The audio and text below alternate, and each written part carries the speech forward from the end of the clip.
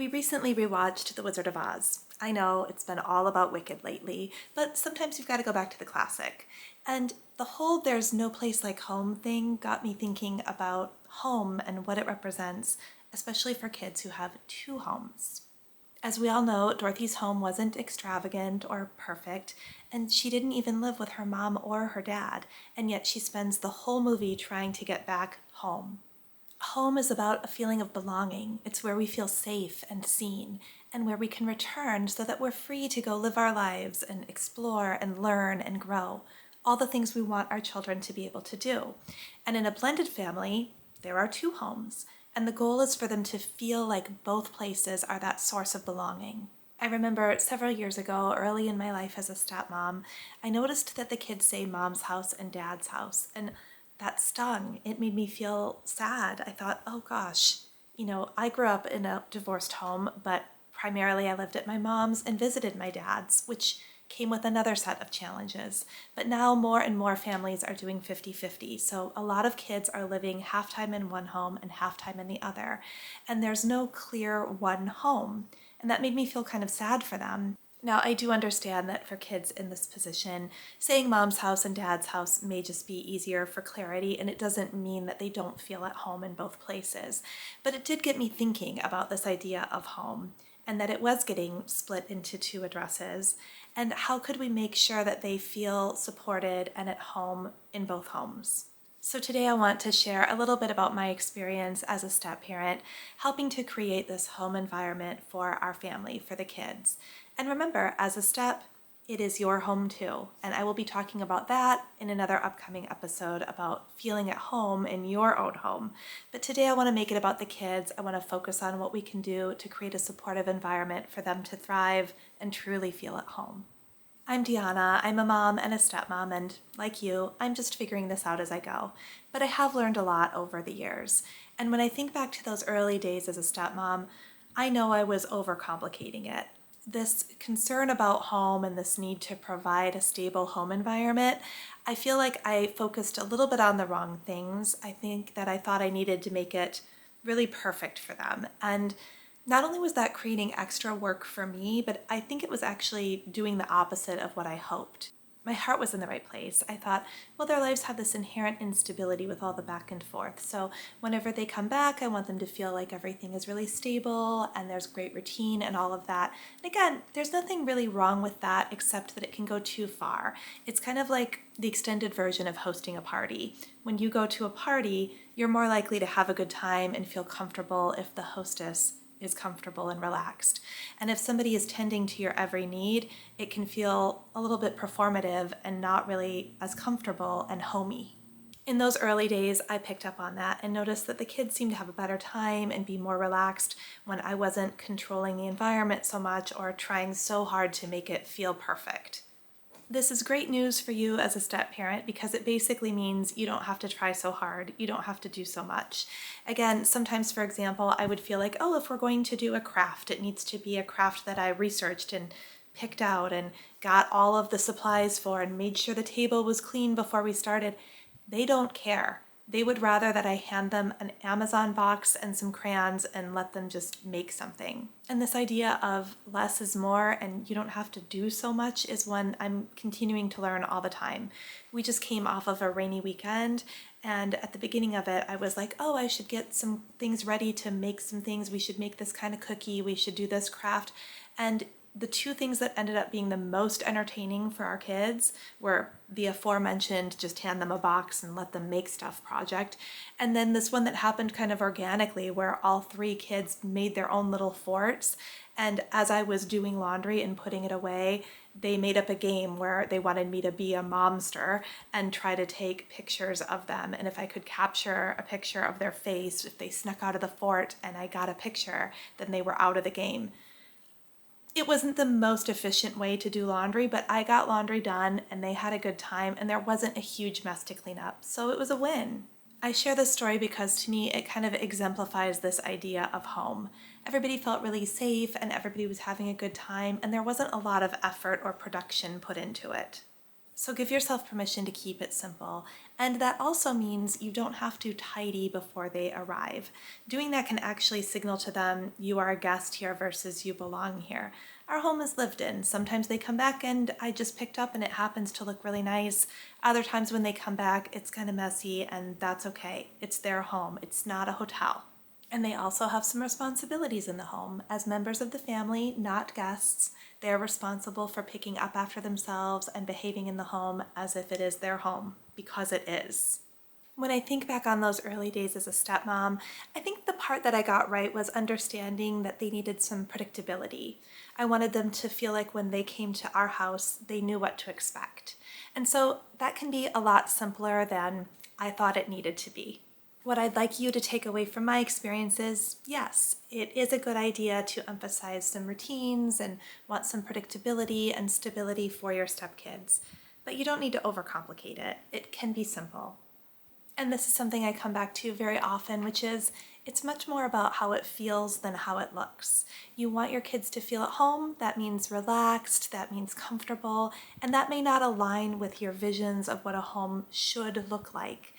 It's okay if it's a little messy. It's okay if it gets chaotic. Kids tend to not care so much about those things. If you care about those things, that's valid and that's part of creating your home environment. I just think that for the kids, when they walk in the door, what is more likely to make them feel loved and at home is more about how they're feeling than the fact that you picked up the house for them. A simple, predictable routine, knowing what's expected of them when they walk in the door, knowing where they're meant to put their things, all of that will set you up so that you can just focus on the relationship and focus on welcoming them home.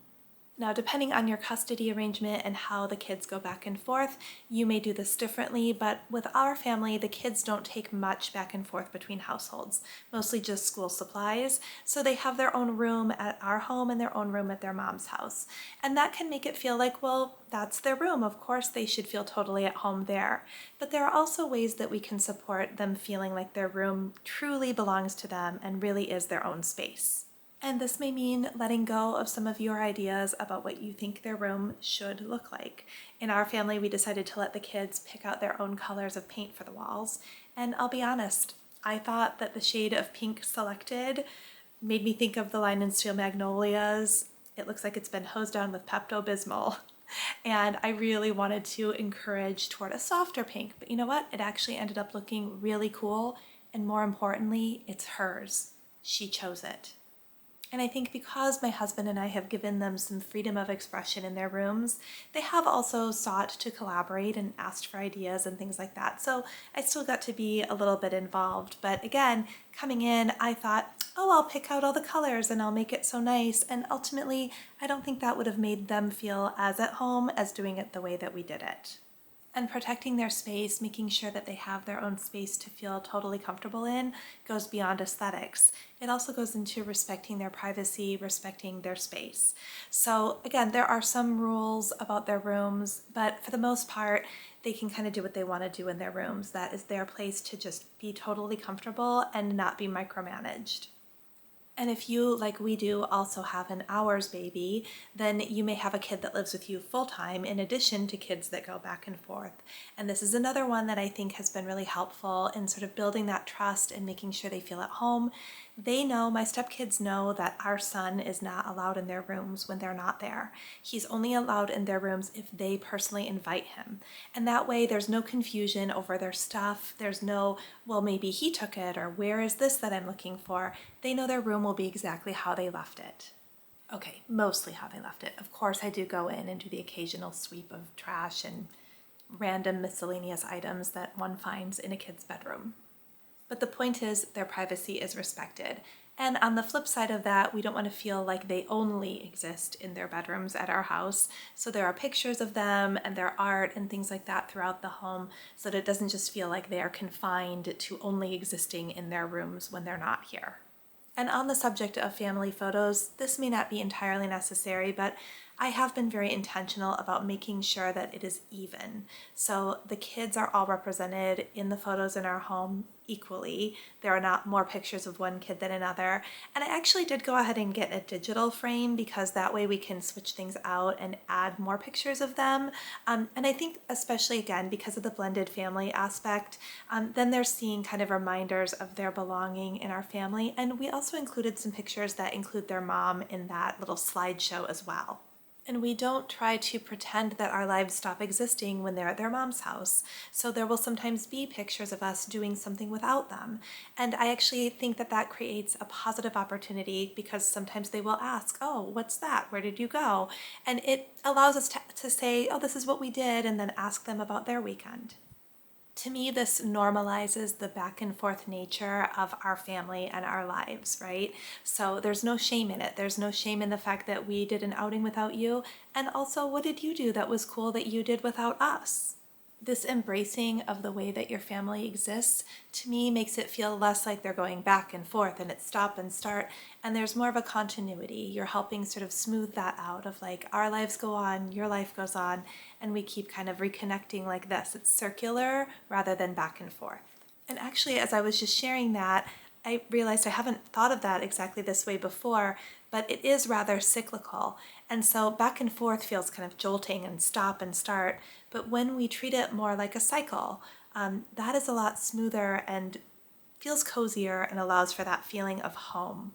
By embracing this cyclical nature of their lives where they leave one home and go to the other and return back to this one, you're making it feel to them that they don't need to compartmentalize their lives. They don't have to keep things separate and stop this and be this way with one person and another way with the other. They can be who they are and they can be fully present and at home in both of their homes. Now, I do want to say, if it doesn't quite feel like that yet, that is okay. This kind of feeling takes time, and there may be times when you feel more like your home is your own, but you're not sure if your kids feel totally comfortable, and there may be times when they seem totally comfortable and you feel a little bit out of place. There are growing pains within a blended family, and it does all take time. Mostly what I want you to take away from this video is you're already creating a wonderful home for your stepkids. If you're even asking yourself these questions, if you're thinking about how to make them feel more at home and you're wanting to give them that kind of supportive environment, you're already doing it. You are enough and your home is enough. Just remember, the fact that they have two homes doesn't take anything away from the home that you share as a family. Thank you for spending your time with me today, and remember to check back in for the episode where I will be looking at this from the other side, how to create a home that feels like home to you when you are a step-parent in a blended family. In the meantime, if you got any encouragement or value out of this, please click that thumbs up and click subscribe to stay tuned for other videos, and feel free to go check out some of my other videos for more support for blended families. I'll see you next time.